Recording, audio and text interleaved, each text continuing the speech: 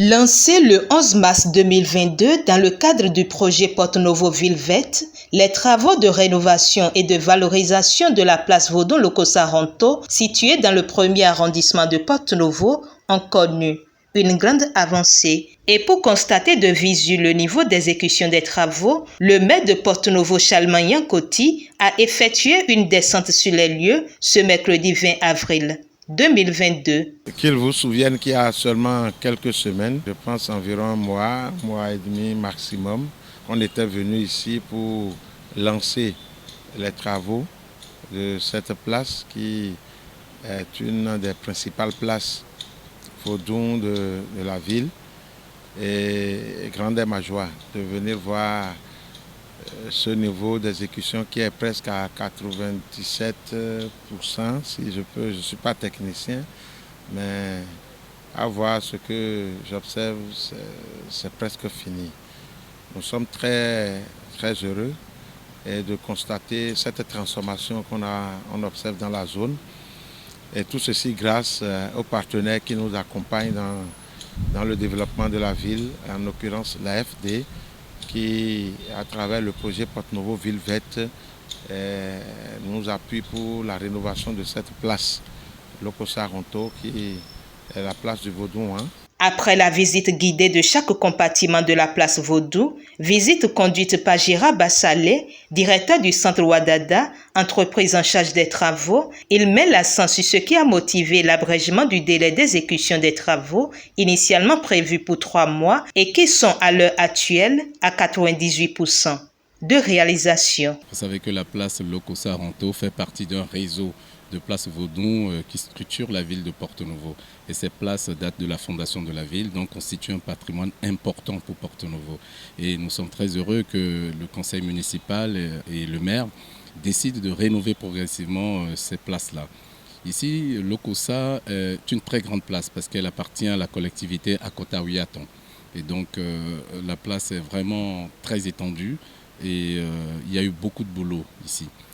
Au départ, il était prévu 3 mois de travaux, mais nous nous sommes rendus compte que les familles qui habitaient les maisons étaient obligées de quitter leurs habitats pour se reloger ailleurs. Et on s'est dit qu'il faut faire l'effort de raccourcir le délai des travaux pour faciliter l'accès aux familles de leur hébergement, de leur maison. Et c'est ce que nous avons fait. On a donc été obligé de multiplier le nombre d'artisans. Il y a 7 équipes qui ont travaillé ici, et chaque équipe est constituée en moyenne d'une 30aine d'artisans. Donc 20 maçons, 5 coffreurs, 5 ferrailleurs dans chaque équipe. Donc c'était vraiment une fourmilière. Ce qui a fait que les travaux ont vite évolué et aujourd'hui nous sommes très contents que nous soyons à 98% de réalisation. Il reste que quelques finitions et les familles pourront intégrer leur maison. Émerveillé, le président du bureau de gestion de la collectivité et le coordonnateur du projet Porto Novo Ville Verte se sont joints au maire Chalman Yankoti pour exprimer leur satisfaction et leur gratitude. On a été vraiment très heureux. La rapidité avec laquelle les travaux ont été exécutés, vraiment, nous en sommes très contents. Et on remercie la mairie de Porto Novo et surtout nos partenaires qui ont contribué à ce travail. Vous savez, c'est le conseil municipal qui est le maître d'ouvrage, le conseil communal qui est présidé par le maire.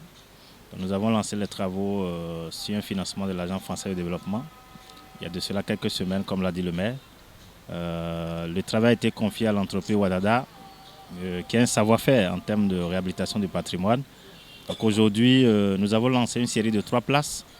Vous avez constaté la première place, c'est celle-ci, avec un délai d'exécution de 3 mois que nous avons donné, mais l'entreprise a fini en l'espace d'1 mois et demi. Et c'est ça qui a réjoui le maire qui a décidé de venir visiter un peu les travaux. Nous avons fait la même visite il y a de cela 24 heures avec le bailleur également, qui était très content du travail qui a été fait, qui prouve que nous avons un patrimoine qu'on peut réhabiliter et qui peut être mis en valeur, d'accord, pour nourrir un peu le circuit touristique de la ville. Donc nous sommes très heureux du travail qui est fait et nous comptons également sur le même dynamisme de l'entreprise pour pouvoir démarrer les 2 autres places qui restent dans la série que nous réalisons. Et je tiens à remercier Gérard Wadada, l'association Wadada, qui est le maître d'œuvre qui vraiment a fait un travail de qualité.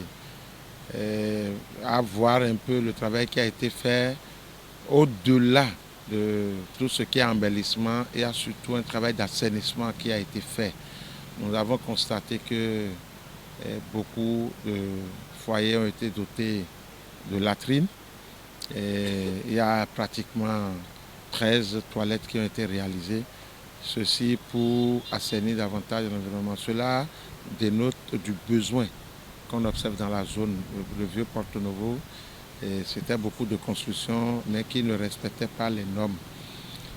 Donc nous espérons que des partenaires vont continuer à nous appuyer pour peut-être entreprendre dans les jours, les mois à venir un autre projet sur l'assainissement de la zone. Ça peut nous permettre de construire également des latrines pour les collectivités qui n'en disposent pas, au lieu que les gens défèquent dans la nature. Mais globalement, je peux dire que je suis vraiment satisfait en tant que maître d'ouvrage. Je suis très satisfait et cela vient vraiment renforcer notre patrimoine culturel, touristique au niveau de la ville. C'est ce que je peux dire et exhorter les bénéficiaires à un bon usage, à un bon entretien. Vraiment, une fois encore, merci à Wadada pour la qualité du travail. Nous espérons que très prochainement, nous allons venir pour l'inauguration.